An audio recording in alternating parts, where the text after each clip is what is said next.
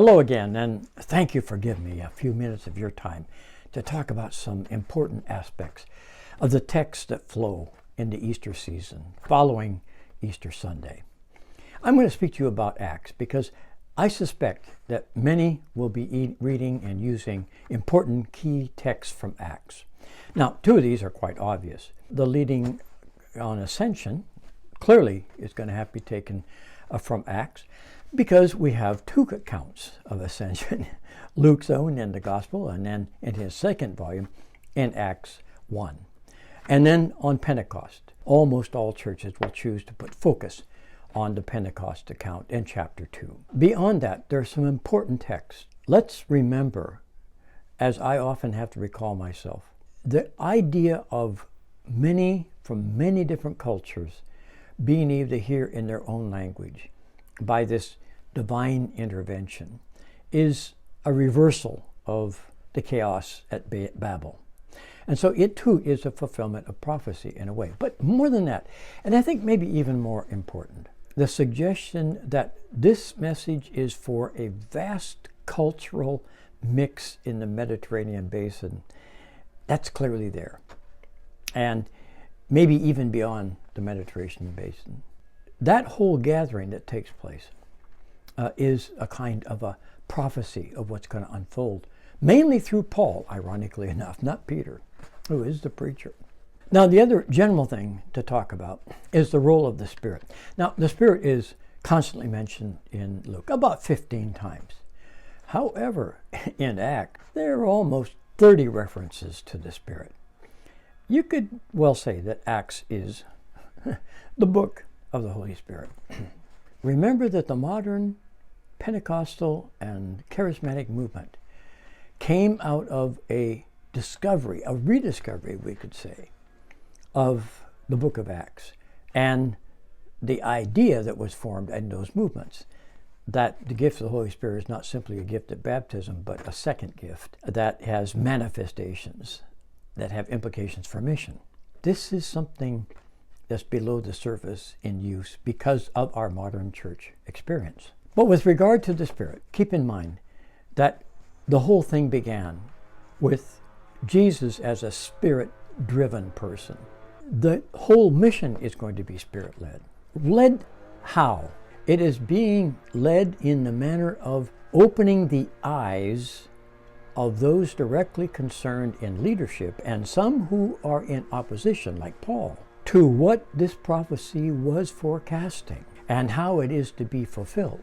And I want to refer you to one of the texts that's going to come up in these Sundays in Acts, chapter 10, verses 34 to 43. That is the famous speech of Peter, in which he addresses a congregation of Gentiles. Actually, there are two readings, because one of the readings is the aftermath of what happens in his preaching. And it is that the Holy Spirit breaks out amongst the hearers, and Peter says, listen, if the Spirit is doing this, what am I to do except to baptize you?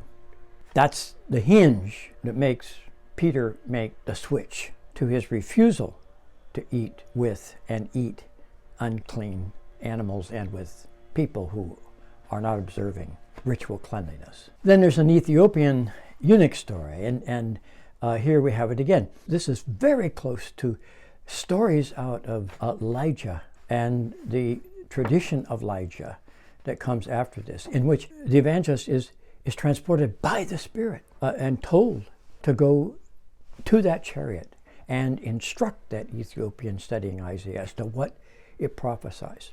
And then the Spirit lifts him and transports him, much as we have in the various apocalypses. It's almost apocalyptic.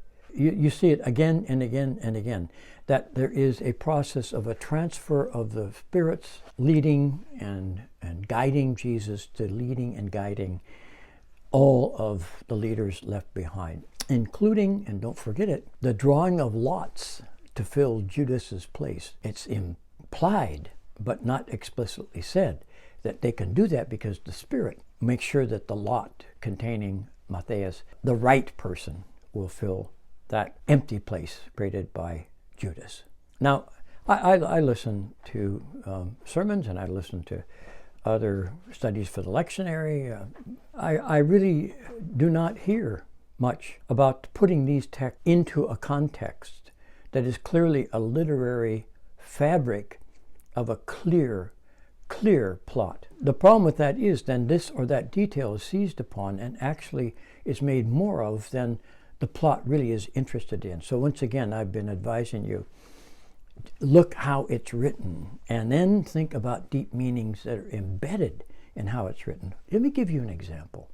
I'm not suggesting how you preach, but this entire sweep of readings in the Acts is about whether a given gathering of Christians is actively listening, seeing, and open to the ways the Spirit is moving in mission. I will just offer my assessment as a 50-plus ordained person watching and living in many different denominations and being very close often to what's happening at the ground level. I see more withdrawal into stated positions, and I see very little sense of, I think the Spirit is telling us that we've been going in a direction that's not where the risk is, not where the openness is, not where the mission is. Do we still have it within us to see what the Spirit is leading us to? By means of the things we encounter and the process of thinking through what we see and hear and talking about it and seeking guidance. A great colleague of mine, Robert Tannehill, has written a magnificent 2-volume series on the literary unity of Luke Acts. Look it up. It's a great study. And I remember at one point he, in conversation with me, mentioned that he sees much what's going on in Acts. And this is not his response, but it's what I took from it. So please, I'm not quoting him. And he pointed out that this is a process of discernment. From the magnificent sermon when many fellow Jews were converted to the Jesus way by Peter's sermon, from that day forward, the mistake of assuming this was going to be a great revival and centerpiece in Judaism was wrong. That this instead was going to be a intended unification of all humankind under a new dimension, a dimension unmeasurable in the love and grace of God. Now, the other thing I want to say is that several of these texts, particularly, now I'm going to make a note here, 4:32 to 35, 3:12 through 19, and 4:5 through 12, are ins and outs of the early Jewish followers. The first one in chapter 4 is about what we might call Christian communism. And that's going to be a challenging text if you use it. It is an evening out of resources in a kind of an Eden type thing that you can find reflected in Isaiah readings, in which everyone is cared for equally according to their need.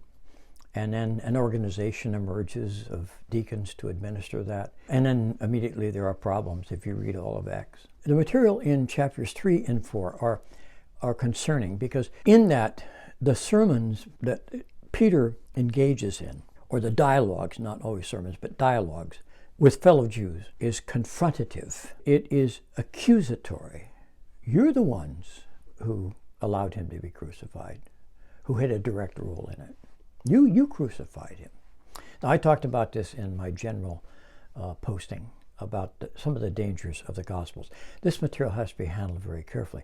What Luke is trying to do here is to demonstrate that the Jewish population that was the target of the Jesus mission by the apostles was deeply embedded and serious, not neglected.